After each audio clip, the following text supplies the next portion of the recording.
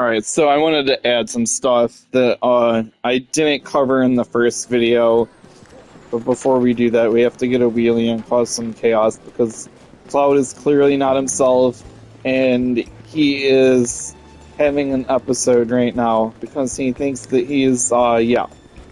So, this shit I'm gonna say now actually isn't so much a theory, but it's like kind of a middle finger to the whole entire fan base and people that like argue this shit. I might not be right. Like that's perfectly fine. What the hell's going on here? It's perfectly fine, but the fact of the matter is, I think that a lot of the fan base is just pretty fucking horrible, and a lot of people that like actually claim to like FF7. You're just a lot of you people are just fucking posers, if I'm being completely honest. You don't know the story, you don't know what's going on, and what do I mean by that? And you're probably shutting the video off now. So, Remake, when it first came out, everyone was excited for it. You know, it took forever. Everybody was like, oh my god, it's gonna be good, is it gonna be good? And then the game came out, everyone was playing and having a good time. The ending leaked, some people were leaking the ending, people were getting mad. You had a bunch of content creators that were really excited for the remake before it came out, and then they turned around and all of a sudden they just didn't like it. They didn't like what they were doing, and that's because people like ex-soldier, and you just don't fucking understand the story or in what they're trying to do. This game is Square's golden goose, and I'm gonna say first off, before I shit on ex-soldier, mostly I'm kind of targeting him for this because he made a lot of videos and I loved his content. I commented on his stuff. I've talked to him, but I don't know what he's doing now, but maybe he's back on the train or whatever, but, bro, you kind of sold out for a while, and I get you, like, had to move on with your life and shit, but, you know, you do you, but, like, I don't think you're as big of a fan as you claimed, and I don't think you understood what they were doing. I mean, I had my suspicions. I'm like, there's no way they're making a sequel to this game, and I think with my Clouded Eyes Theory, the gist of it is Cloud is lying to himself, and the dogs aren't necessarily multiverses, but it's Cloud's like story to like his friends changing based on new information, like compilation stuff being added in. They keep talking about Zack and bringing him up because Biggs dies the same way.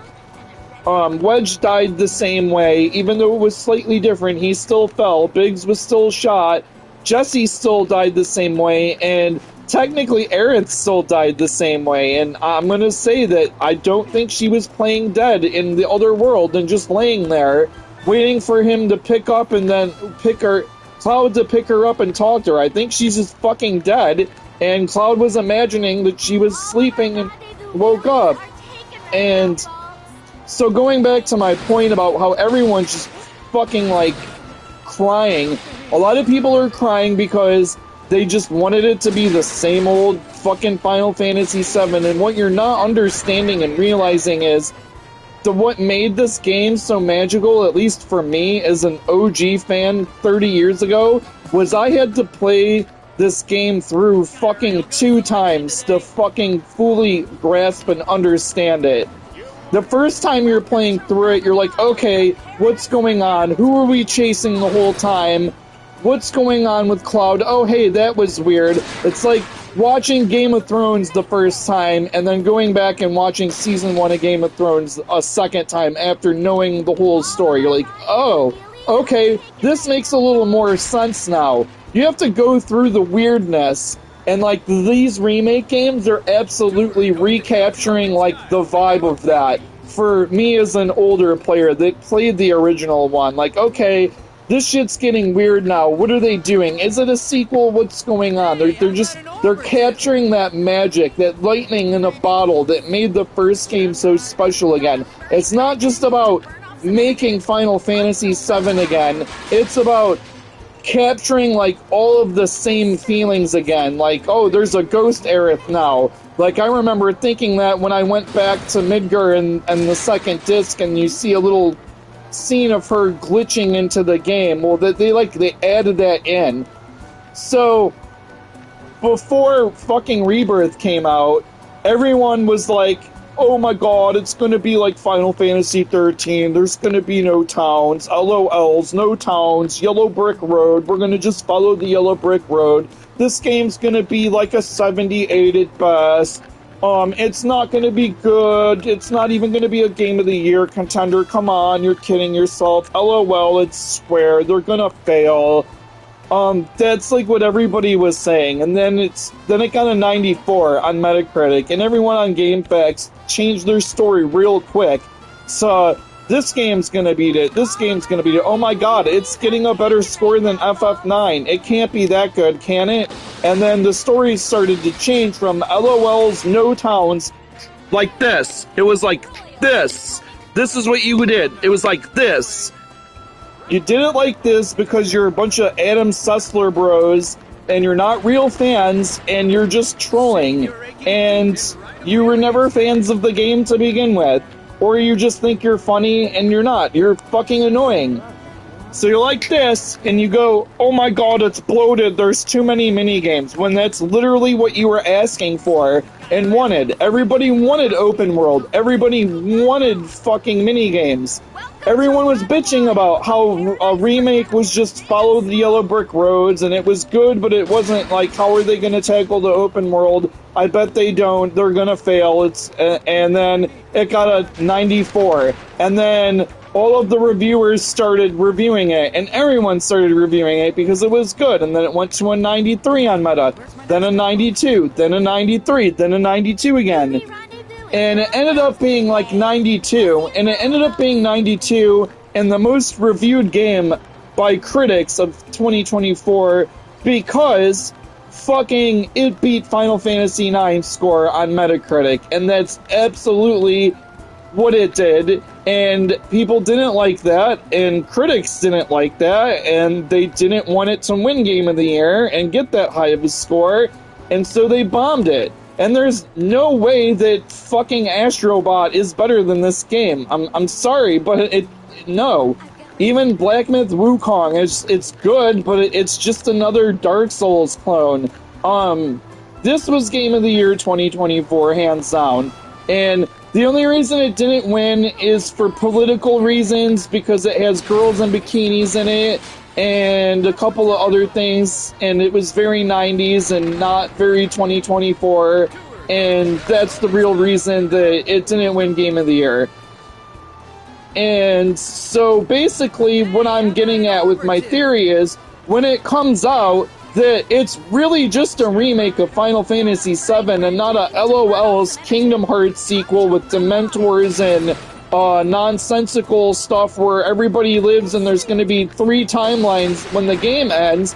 When it ends and it's just Final Fantasy VII and we have that red pill moment I was talking about in my last video, where you find out the dogs are just Cloud like daydreaming and making up stuff to continue his lie that he's a soldier first class because he wanted to impress Tifa and get the girl and make himself seem cooler than he really was, because reasons, which they literally foreshadow in this game with Nanaki Red 13 acting like he's older and cooler by changing his voice, when he's really just like a kid that wants to seem cool and be taken seriously. Well, that's literally foreshadowing what happens with Cloud and what's going on in this game. And I just want to be in before all of you all posers basically say, oh my god, the remake trilogy was always awesome, it was always so good, and it was good, and it was always amazing, and oh, there's such good games, like a year from now, after the 3rd game is out, and it, like, absolutely dominates the charts with, like, the high wind and travel and everything, and wins Game of the Year, because once they show the truth and they show Cloud's arc and explain everything and explain that Aerith is actually dead and Zack is actually dead and give you that tear-jerker emotional moment where you thought that they were alive but they really weren't, kind of like Paz and Metal Gear Solid the Phantom Pain, how she just randomly appeared. They're gonna do shit like that. And you're gonna think people are gonna think she's alive for a while. They're going to. Then, like, you're gonna find out it was Sephiroth. Then they're gonna mess with you more. And then we're gonna go into Cloud's psyche and shit. And you're gonna think that there's these other timelines and worlds. And you're gonna find out that no, there's just one, because Square's not gonna shit on the golden goose that made them. And this game, Final Fantasy VII, is what did that. So I don't want to hear people in a year or two after this saying all of a sudden praising it, oh, it was always so good. Because that's exactly what's going to happen, because you're all a bunch of fake phonies and you don't understand the story. And people have tried to explain it to you for years, like me, and it's always been, but wait, materia, but you saw the. And it's like, no, dude, it's so obvious that Aerith is dead at the end of this game.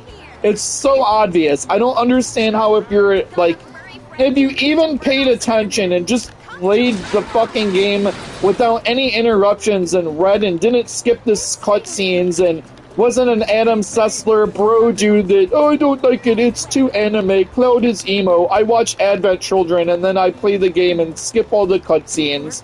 And I just don't like, if you're one of those, like, that's the point of this video. The point is that's exactly what's going to happen. I know I'm right. I know that they're not going to do this. It's not as deep as all this other stuff. There might be some time travel shenanigans, and it could maybe have some new Game Plus elements in it a little bit, but mostly no.